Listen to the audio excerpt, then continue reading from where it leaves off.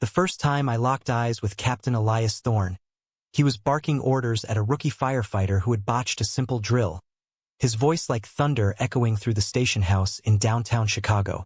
I was the new paramedic transfer from a small-town outfit in Ohio, wide-eyed and eager, but something in his steely gaze made my stomach twist.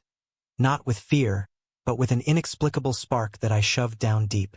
By the end of that shift, he'd already dismissed me as another soft kid from the sticks. And I knew right then that working under him would be hell. Yet I couldn't shake the magnetic pull drawing me closer. As days turned into weeks at Engine Company 51, the tension between us built like pressure in a faulty hydrant. Elias was a legend in the department. A decorated veteran who'd risen through the ranks after serving in the Marines, his face etched with lines from too many close calls and too few smiles. He ran the station with iron discipline, demanding perfection from everyone, including himself.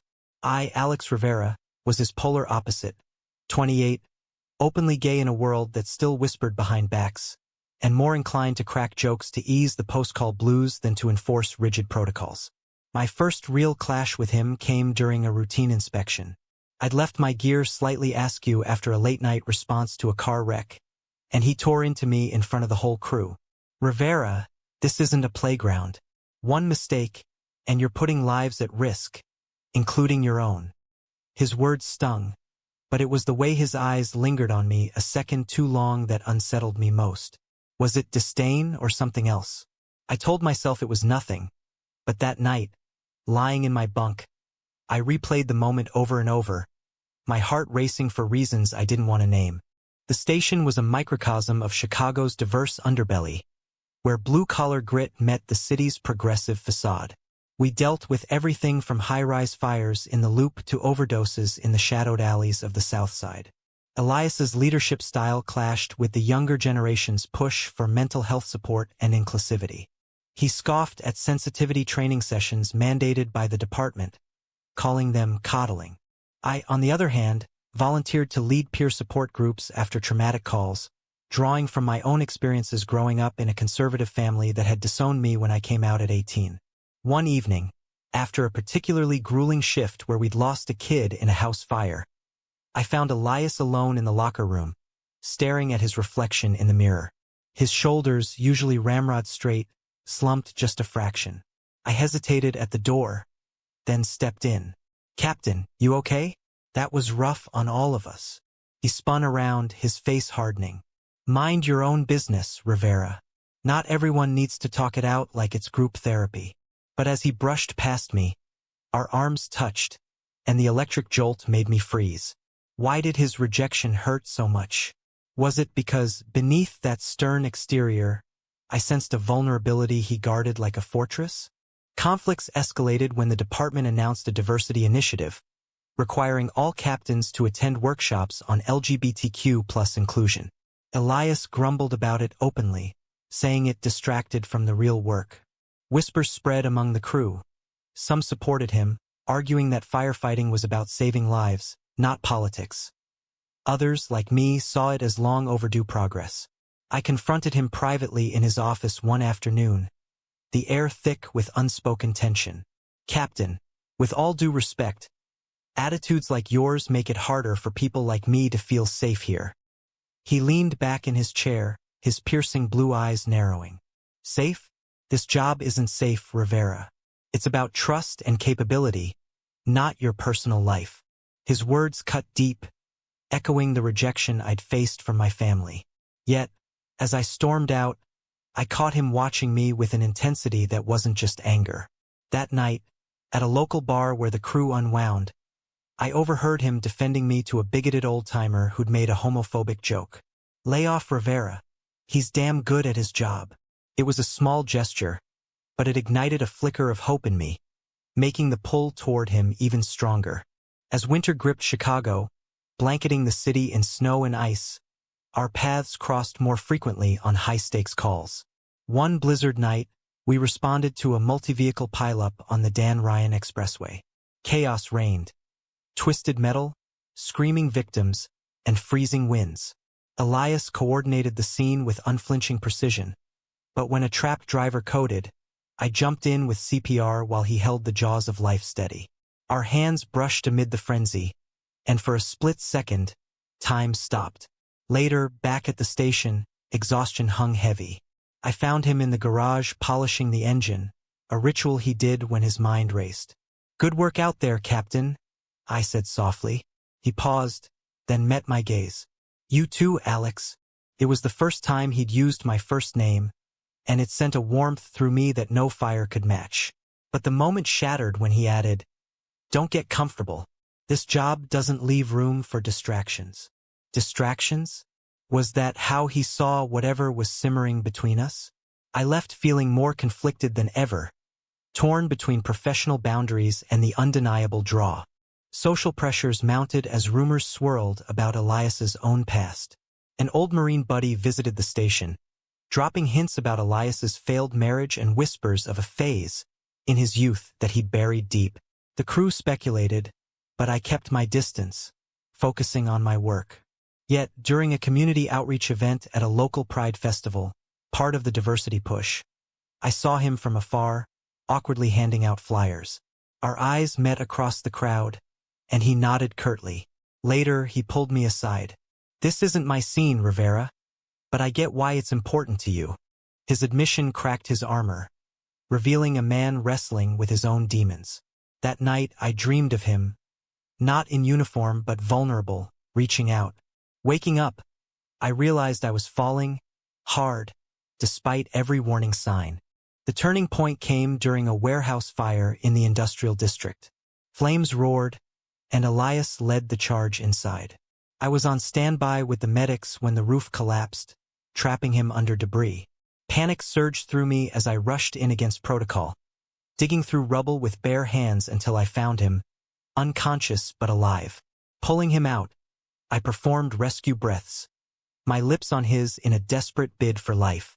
He came to in the ambulance, his hand gripping mine weakly. "You idiot," he rasped.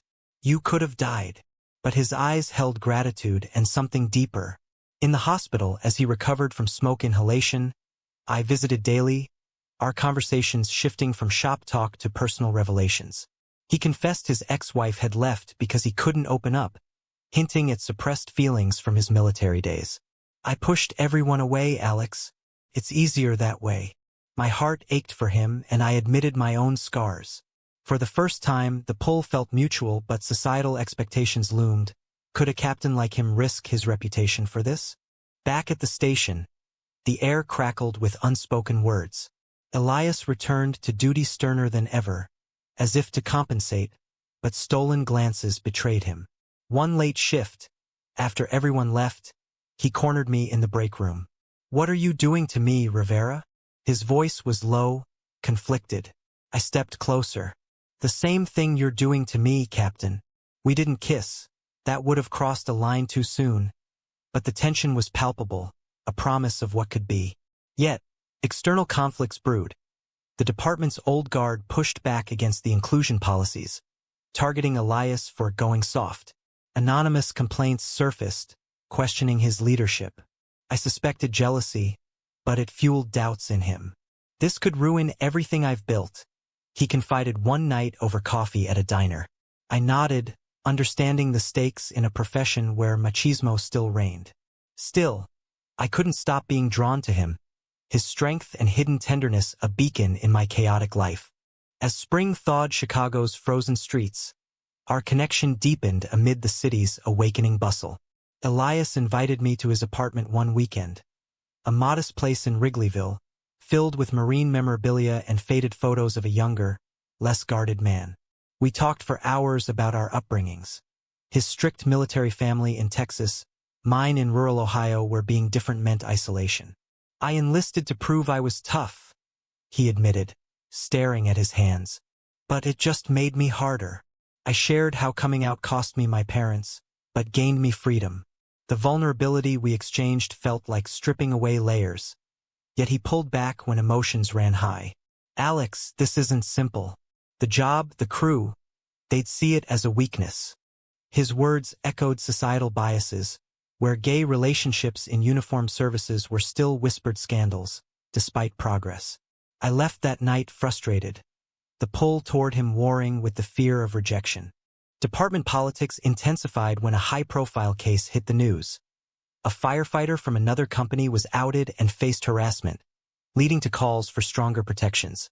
Elias was tasked with implementing changes at our station, putting him in the crosshairs. During a heated meeting, he defended the initiatives, surprising everyone, including me. "We've lost good people to ignorance. It's time we evolve." Applause mixed with grumbles. But afterward, a veteran engineer cornered him. "You're changing, Cap. For what? That kid Rivera?" Elias's face darkened, but he didn't deny it. Word spread, and suddenly, I felt eyes on me during shifts. Whispers of favoritism surfaced, even though we'd been careful. One night, after a false alarm call, a colleague pulled me aside. "Be careful, Alex. Not everyone's on board with this rainbow stuff." The warning highlighted the ongoing societal clash.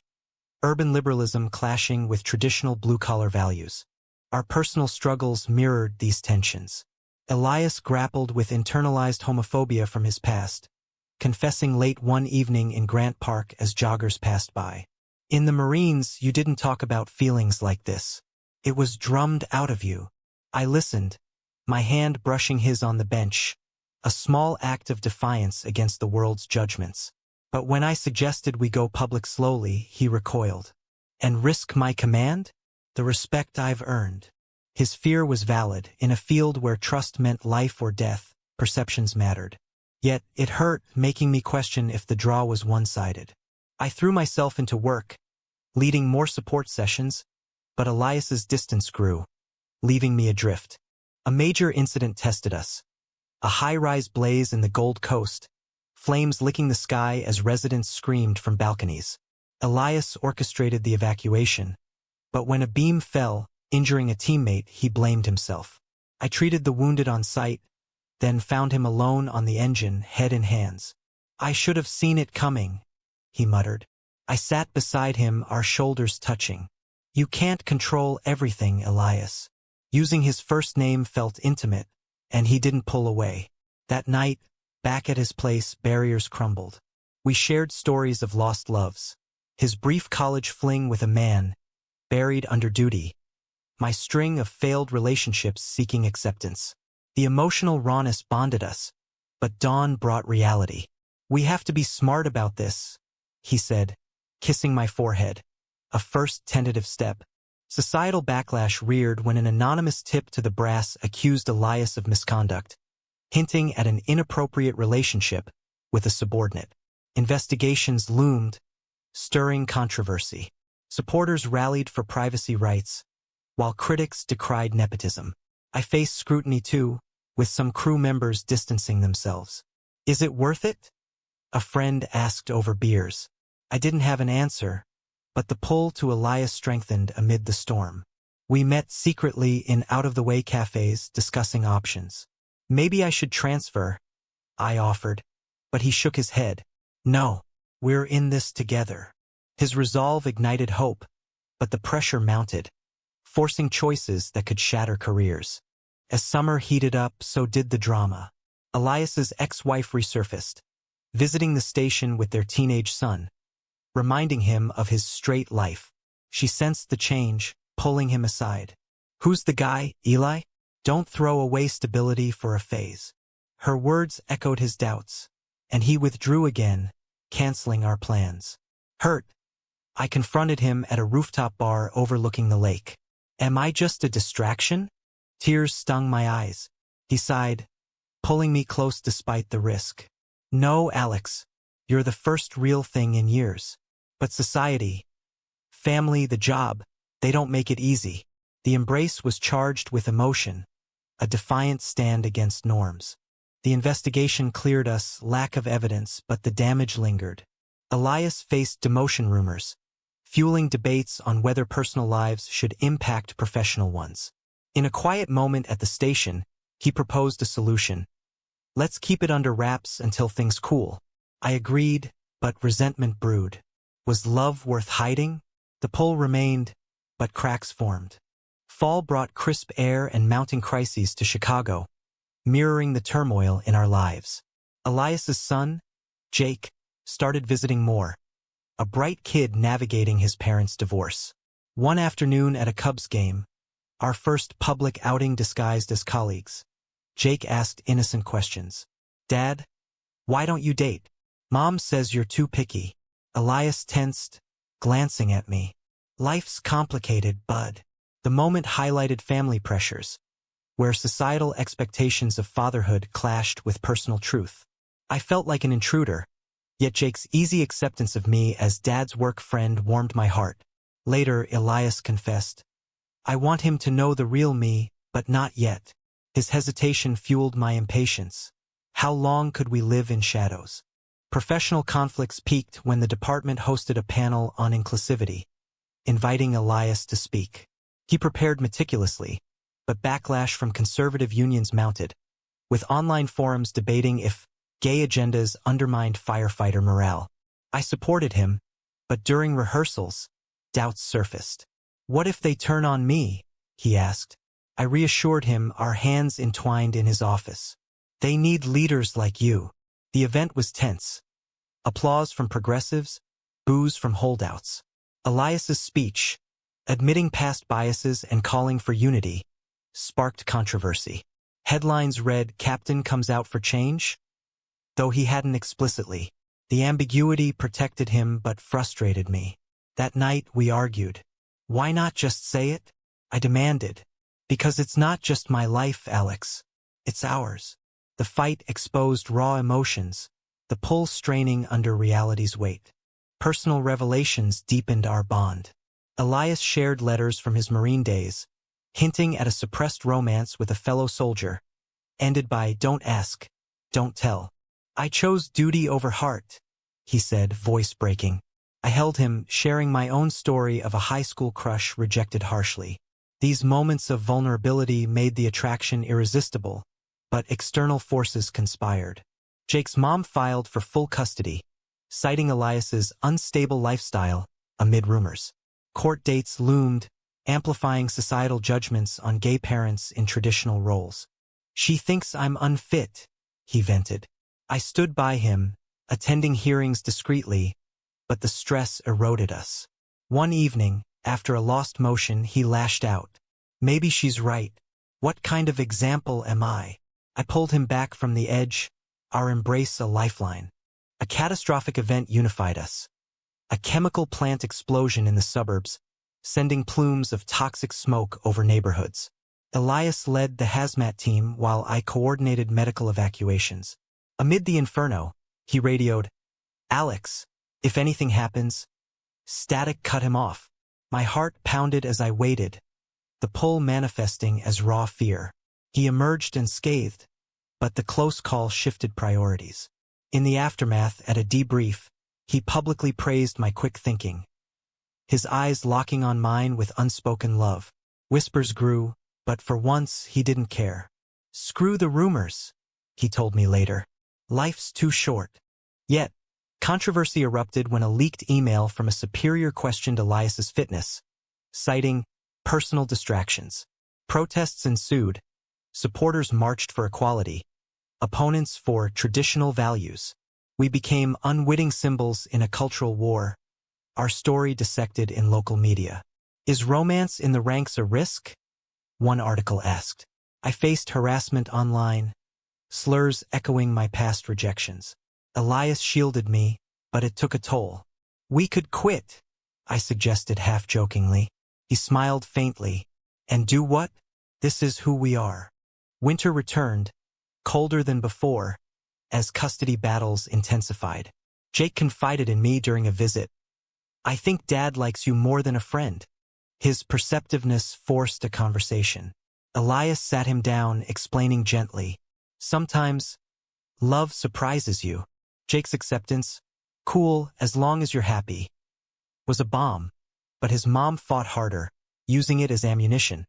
Courtroom drama unfolded, with testimonies on Elias's character. I testified anonymously, praising his integrity, but the judge's conservative leanings worried us. Societal biases loomed large. Could a gay man in a high-stress job provide stability? Our relationship evolved through these trials, the initial pull blossoming into deep commitment. Stolen weekends and cabin rentals outside the city allowed us to be ourselves, sharing dreams of a future unbound by judgment. Yet reality intruded. Elias's promotion hung in balance, tied to the investigation's fallout. "If I lose this, it's because of us," he said one night, guilt lacing his words. I countered, "No, because of bigotry." The argument escalated, but reconciliation followed, strengthening our resolve. As the year cycled, hope flickered. The department adopted stronger policies, crediting Elias's advocacy. But personal costs mounted, friends distanced, family strained. The pull remained, a constant amid chaos, drawing me to his side despite everything. With the new year came resolutions and reckonings in the Windy City. Elias's custody case reached a climax, the courtroom packed with supporters and detractors. His ex painted him as distracted, citing our rumored relationship as evidence of instability. "He's prioritizing personal whims over fatherhood," her lawyer argued. Elias countered with poise, emphasizing his dedication. When questioned about his orientation, he stated simply, "My private life doesn't define my capability." The judge, swayed by progressive testimonies, ruled joint custody, a victory amid controversy. Media frenzy followed. Fire captains win for LGBTQ plus families? Debates raged on talk shows. Did such rulings erode traditional norms or advance equality? Elias emerged stronger, but scarred. "We did it," he whispered to me outside the courthouse, our hands brushing discreetly. Professional repercussions lingered. Elias was passed over for promotion, a subtle punishment from higher-ups clinging to old ways. Resentment built, and he considered resigning. "I've given everything to this job, Alex." "For what?" I urged him to fight, organizing a petition among allies. The effort highlighted generational shifts.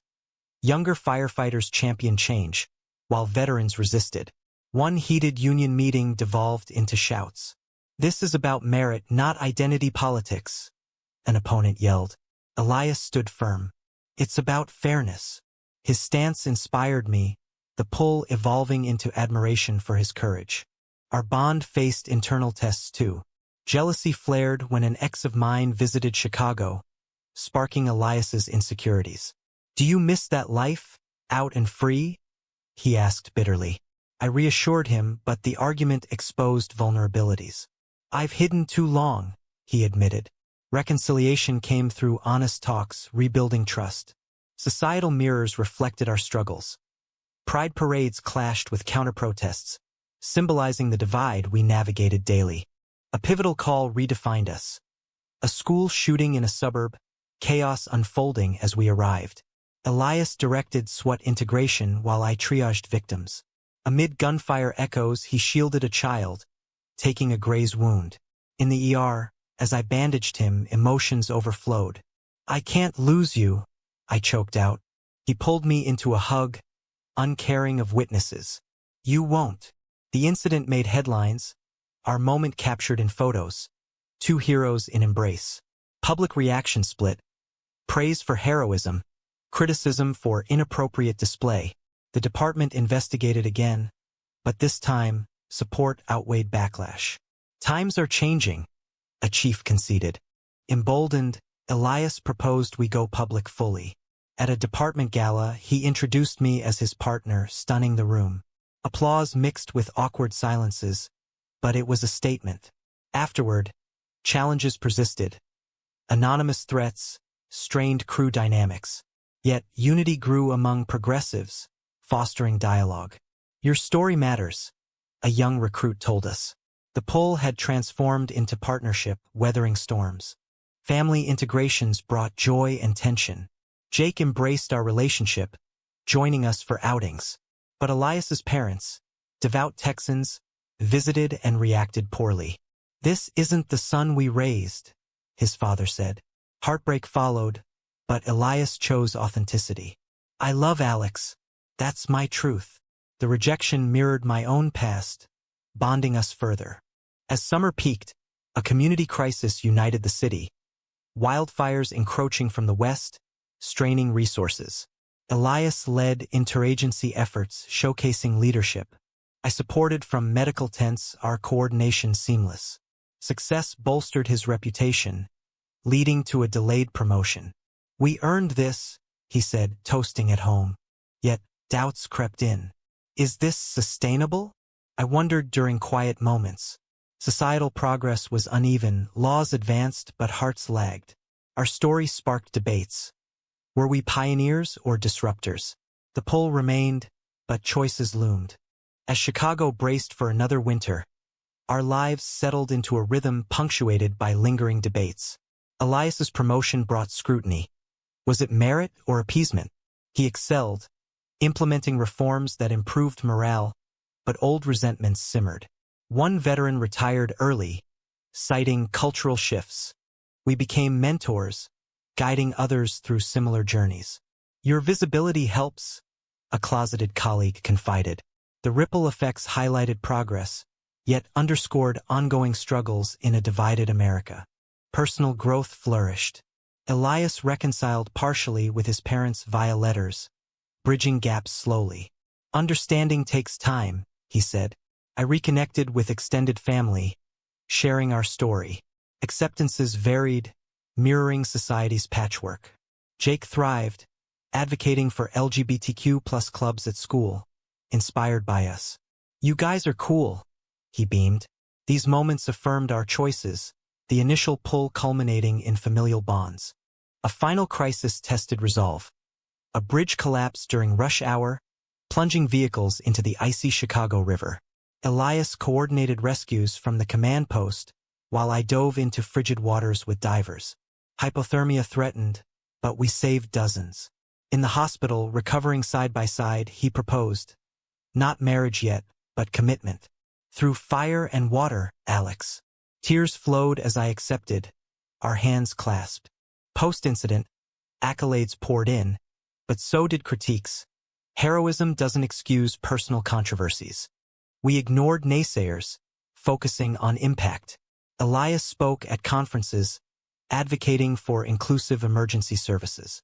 Diversity strengthens us, he asserted, sparking nationwide dialogues. As years blurred, our story became legend at the station, cautionary yet inspirational. Conflicts evolved. Legal wins for equality clashed with backlash bills in conservative states. We volunteered for advocacy, balancing duty and love. Reflecting on that first glare, I marveled at the journey. The stern captain who disliked me had become my anchor, drawn together despite odds. Societal shifts continued, but our choices defined us. Was it right to prioritize personal happiness over professional and societal expectations in a high-stakes world like ours? Expanded. The bridge incident's aftermath brought introspection. Media dubbed us Chicago's hero couple, a title we embraced warily. Interviews delved into our relationship's origins, eliciting mixed reactions. Supporters cheered representation. Detractors questioned focus. Firefighters should fight fires, not norms, one op-ed claimed. We responded thoughtfully, emphasizing that personal fulfillment enhanced performance. Elias's advocacy grew, partnering with organizations like the Human Rights Campaign. Workshops trained first responders on sensitivity, reducing incidents of bias. Success stories emerged. A transgender paramedic thrived under new policies. Yet, pushback persisted. Lawsuits alleging reverse discrimination. Balance is key, Elias argued in panels. Personally, we explored future plans. Adoption dreams, tempered by realities.